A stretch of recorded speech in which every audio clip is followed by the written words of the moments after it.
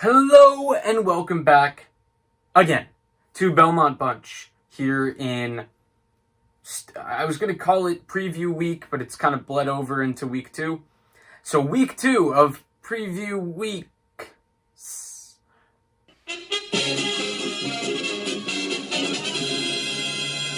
So we go to the East now, having completed the qualifying round of the West, and we've got the 8-seeded Toronto Maple Leafs and the 9-seeded Columbus Blue Jackets. Start with the Leafs. The Leafs, who I do not own a jersey of, surprisingly, have, as evidenced by the goals for, one of the best offenses in the league. And as evidenced by the goals against, one of the more frustrating defenses and goaltending groups. But let's talk about the good first for Toronto, which is depth of scoring, pretty good. The top 6 is just elite incarnate. You've got Matthews and Tavares as your 1-2, which is pretty good. You've also got Nylander and Marner, and Hyman and Kapanen too. I know I'm just saying names. You've got elite, and then you've got good. Like, you don't just have. It is pretty impressive how complete the top 6 is when you have to pay 4 of the 6 ludicrous amounts of money. So that I'll give them credit for. Does it come at the expense of defense? Yes. But again, we'll get to that. You've got Kerfoot down the middle on the third line. The bottom 6 is pretty decent.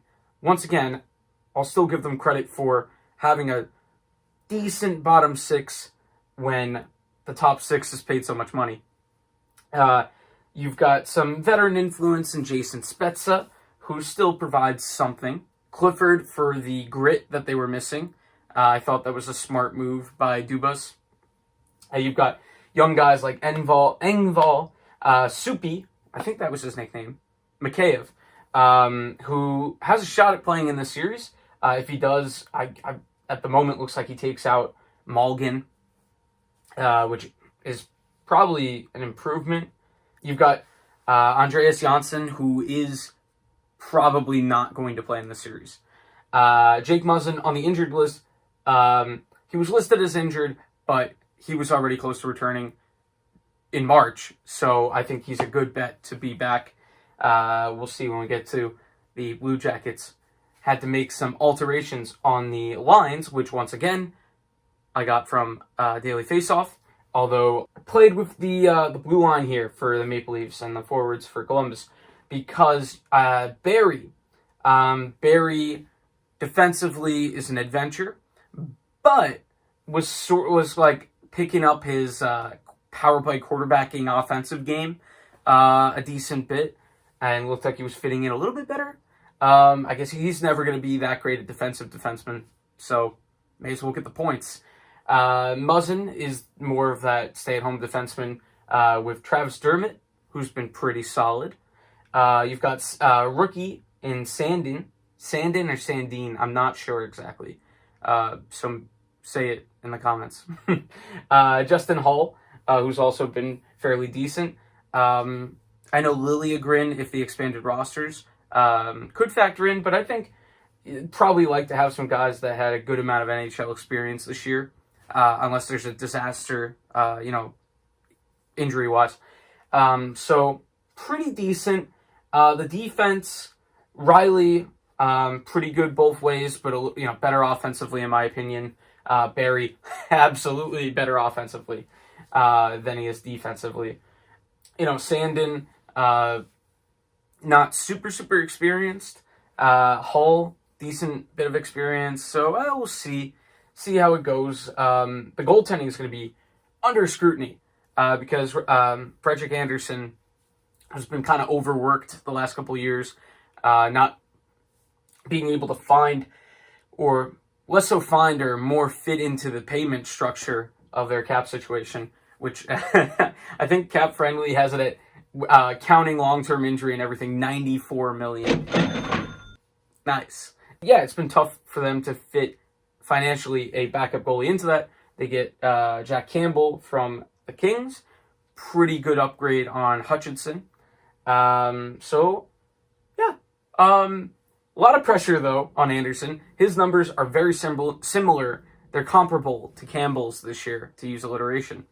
Who knows? One bad game from Anderson, Campbell might get a shot.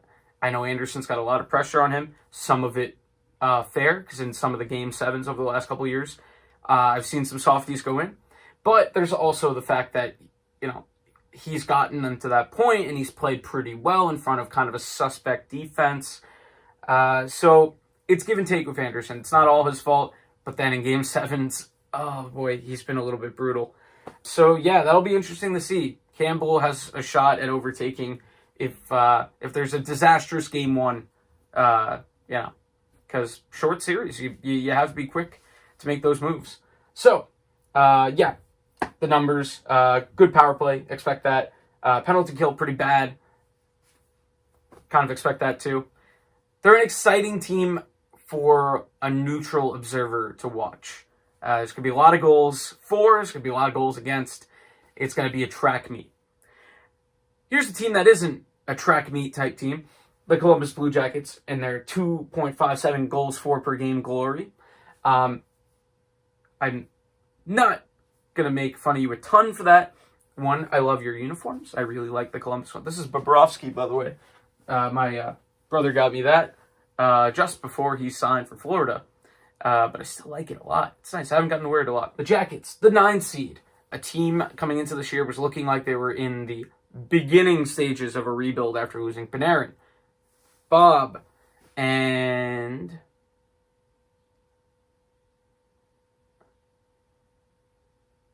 Duchesne. I got there. So let's see what remains. You've got, well, first of all, got to be a Coach of the Year nominee, Jack Adams nominee, behind the bench with John Tortorella, a notoriously very calm coach. Calm, cool, and collected. John Tortorella. You've got a team of underdogs who were basically had the Tavares situation to the Islanders, but with 3 separate UFAs. So, here's what they were able to cobble together. You've got Bjorkstrand. Bjorkstrand, who leads the team in goals with 21. Dubois down the middle. Very exciting. I really like Dubois. So we shall see, a little more playoff experience. Obviously got some last year. But this kid is pretty fun to watch. Let's see how he keeps going. Atkinson, coming back from injury. You see him on the injury list down there. Looks like he'll be okay for this series, so I threw him in there. Wenberg, what the hell happened to this guy? Bemstrom has an argument to surpass Wenberg, just from a production standpoint. He's got 20 points, Bemstrom. I don't think there was a ton expected. So pretty good stuff. Columbus is really good at finding, talent where you don't expect it. Texier last year came up and played well. Texier, unfortunately, injured this year. Down the middle is the main issue for the Blue Jackets. Dubois, great, love it. Mwah, chef's kiss. I don't know, that was my Italian stuff. Jenner, good-ish. Probably not second-line material. Nash, sure. Oh, listen, the coaching must have been fantastic. Or they have a great blue line, which they kind of do. And their goaltending, which, oh man, Sergei Bobrovsky's gone. What are we going to do? Oh, wait, Bobrovsky's terrible now? And Jonas Korpisalo and Elvis Merzlikins had way better numbers than him this year? Okay, yeah. You've got Jones, who is coming back from an injury. He is a key thing. He looks like he'll play. You've got Murray, who was also nicked up, but I think he was, the injury report said that he was just scratched and that he had a shot at coming back the next game and kicking Nudavara right back out of the lineup. So, Werenski, Jones, Murray. The Italian thing again. Those are 3 really good defensemen, offensively and defensively. So, nice there. Very nice. As you see, injuries-wise, Anderson is a decent-sized loss. Last year had a really good year. This year a little bit down, but that's, we'll just have tricky Nick Foligno, the captain, who, his production's gone down a little bit, but still productive.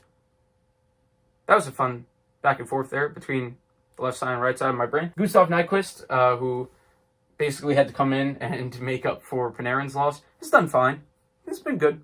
I mean, nobody in this lineup's really lighting up the score sheet. It's mostly about a team game focused on good goaltending and good defense, which, hey, injury-wise, getting better. And, you've got a suspect defense on the other side, so maybe your goals, maybe they come a little bit easier. I don't know. A little bit tough. Just the gulf in offensive strength is significant, but the gulf in defensive strength also significant. Really, really tough series to project. Let's do our 3 phases of the game thing. Let's start with goaltending. Bottom up. Goaltending. Columbus. It's funny. Yeah. Who would have ever thought that coming into the year? Columbus's goaltending is one of the best in the league. Good for them. Whoever starts, Mercelikins or Korpisalo, both were really, really, really good. So, check mark Columbus.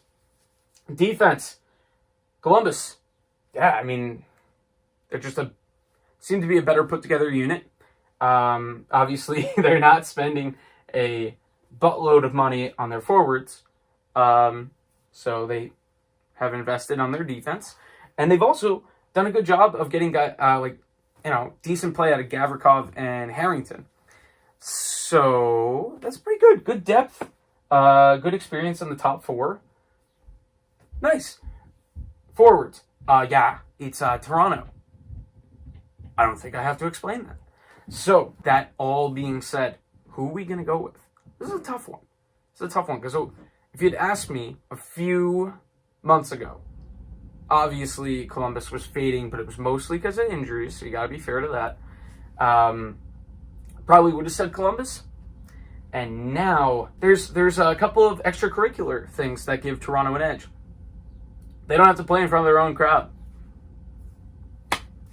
Home games, that's really tough. There's a lot of pressure on those guys. And obviously the pressure is still going to be there because the fan expectations of, we haven't won a playoff series in forever. And this, of course, if they won this series, wouldn't count as a playoff series victory.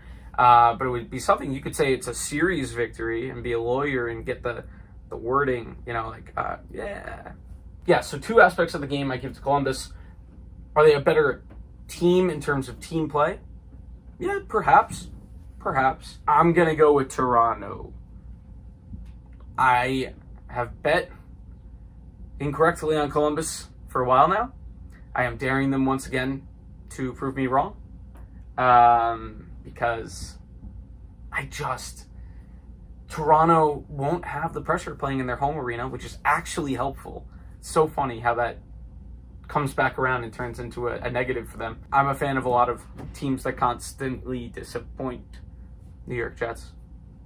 Islanders less so. Knicks. That's all they are. Yankees fans, so definitely not there. I mean, disappointing the last few years. I'm getting sidetracked. Yeah, I'm going to go with Toronto. We'll call it 5. Columbus' style could actually work against a team like the Maple Leafs, who are all run, gun, don't play defense. Our goaltending's Oh, no, we lost to Boston again.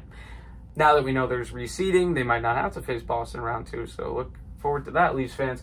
I'm going to pick the Leafs in 5. I know a little bit all over the place in this video. Probably because it's the Leafs, and I have a lot of things to say about the Leafs. But yeah, I think the scoring power, I think it's able to get past Columbus, but keep in mind, Columbus last year, similar situation. I know they have more talent, but this year, structure-wise and goaltending-wise, better. It's a real tough one. And I'm not being sarcastic. I know I'm looking at my own face in the camera right now and going, that looks sarcastic. I am not being sarcastic. Columbus is a good team, but I'm going to go with Toronto in 5. Like and subscribe below You know the icons. You know the thing. Go do the thing. That's my Joe Biden. And yeah, we'll see you next time for our 7v10 matchup. No, sorry. Yes, 7v10, which is somewhat special.